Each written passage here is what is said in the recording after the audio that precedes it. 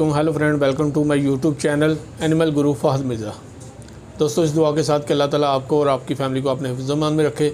चलते हैं टॉपिक की तरफ। दोस्तों, आज का टॉपिक जो है वो उन लोगों के लिए ज़्यादा अहमियत का हामिल है कि जो कि नए हैं, और जिस टॉपिक पर हम बात करना चाह रहे हैं वो टॉपिक आपके लिए बहुत ही ज़रूरी है। इसलिए दोस्तों ध्यान से सुनिएगा ताकि इस पर अमल करके आपको फ़ायदा हो।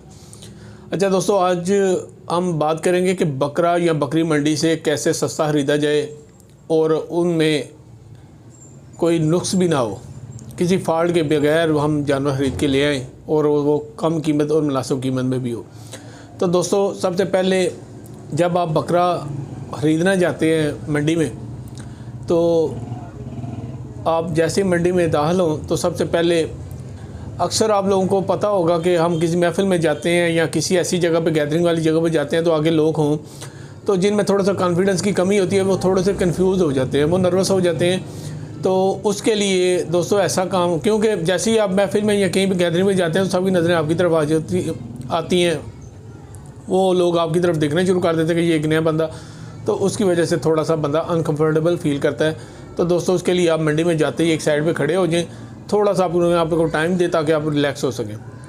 ये ज़रूरी है, क्योंकि दुनिया के किसी भी कामयाबी के लिए, किसी भी चीज़ के लिए, किसी भी काम को करने के लिए आपका कॉन्फिडेंस बहुत ज़रूरी होता है। अच्छा दोस्तों, आप जब मंडी में आ जाते हैं, खुद को रिलैक्स कर लेते हैं, उसके बाद आप देखते हैं मंडी में तो आपको हर तरफ बांध बांध के लोग और नई नई बोलियाँ सुनने को मिलती हैं और हर तरफ आपको जानवर नज़र आते हैं।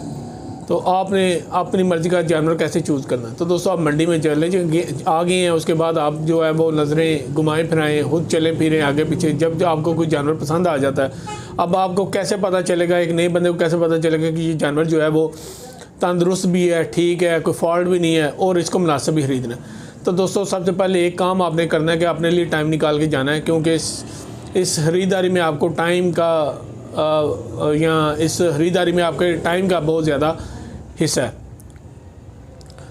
तो दोस्तों, जब आपने देख लिया कि ये जानवर अच्छा है, तो अब आपको कैसे पता चलेगा कि ये जानवर मैंने मुनासिब कीमत में ख़रीदना है।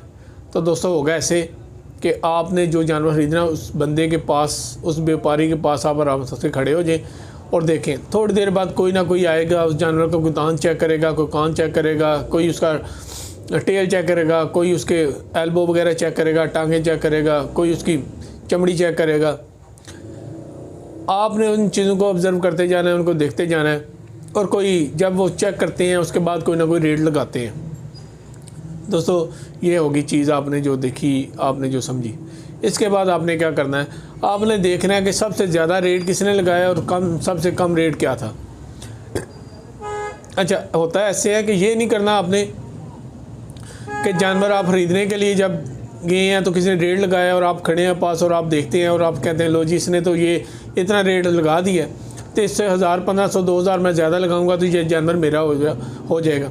दोस्तों, ऐसा नहीं होता। अक्सर लोग जो हैं वो बेईमानी भी करते हैं, व्यापारी होते हैं, नौसरबाजी चलाकियाँ भी करते हैं। जैसे वो देखते हैं कोई बंदा आगे खड़ा है, कोई दिलचस्पी ले रहा है, तो वो फ़ौरन से आते हैं और रेट बढ़ा लगाते हैं, और व्यापारी आगे से जिसके जानवर होता है वो कहता है कि नहीं जी, नहीं पाए ना, नहीं मैं देना, ऐसे रेट से बिल्कुल नहीं देना। इस तरह की आवाज़ें आपको सुनना पड़ेंगी, आपको सुनने को मिलेंगी। लेकिन जब आप देखते हैं कि हाँ जी, लोग लगा लगा के थक गए हैं, तो आपने आराम से उसके पास जाना है, आपने पैसे निकालने हैं। पैसे में बड़ी कशिश होती है, तो जैसे ही आप पैसे निकालेंगे उसको कहें आपने जो रेट सबसे ज़्यादा लगा होगा उससे कम रेट ही देना है। तो आपने उसको कहना है जी ये कीमत है और ये मैं खरीदना चाहता हूँ। और आपने करना क्या है, आपने करना ये है कि जब वो थक जाएगा, उकता जाएगा, आपको भी नज़र आ जाएगा कि हाँ जी, अब मैं अगर रेट दूंगा तो बात बन जाएगी, तो आपने उससे कम रेट पे, वो कहे ना वो लगा गया, ये है वो है, तो आपने उसकी बात नहीं मान ली। अगर वो पैसे नहीं पकड़ता आपसे तो आप चल पड़े, आप थोड़ा सा दूर जाएं, देखें वो आवाज़ देता है कि नहीं देता। अगर वो आवाज़ ना दे तो समझिएगा वो जो रेट सबसे ऊपर लगा वो व्यापारी ने नहीं लगाया, वो रेट जो है वो कोई कस्टमर ही लगा गया।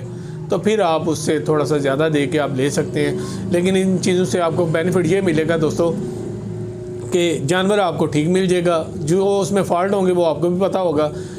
और फॉल्ट वाला जानवर तो पहली बात लीजिएगा ना, लेकिन अगर आप ले रहे हैं तो आपको पता हो कि ये वाला फॉल्ट है और ये इसकी प्राइस ये लग चुकी हैं, 8-10 बंदे इसका रेट ये लगा चुके हैं, इसका मतलब है कि इसका मार्केट का रेट यही बनता है और उसके मुताबिक आप उसको पे करेंगे तो दोस्तों आपको एक मुनासिब जानवर मिल जाएगा और मुनासिब कीमत में। और आप बेशक एक्सपर्ट नहीं हैं, लेकिन आपको काफ़ी ज़्यादा लोग जो वहाँ पे एक्सपर्ट आते हैं और वो रेट शेट लगाते हैं तो आपको अंदाज़ा हो जाएगा कि जी ये रेट है इस तरह।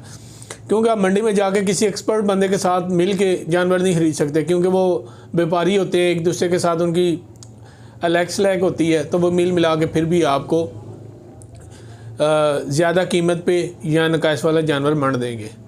तो दोस्तों ये वाली चीज़ें आपने ज़रा गौर करना है इन पे। तो दोस्तों इसके साथ इजाज़त चाहूँगा कि मिलते हैं नेक्स्ट वीडियो में। टेक केयर, अल्लाह हाफिज़, फ़ी अमान अल्लाह।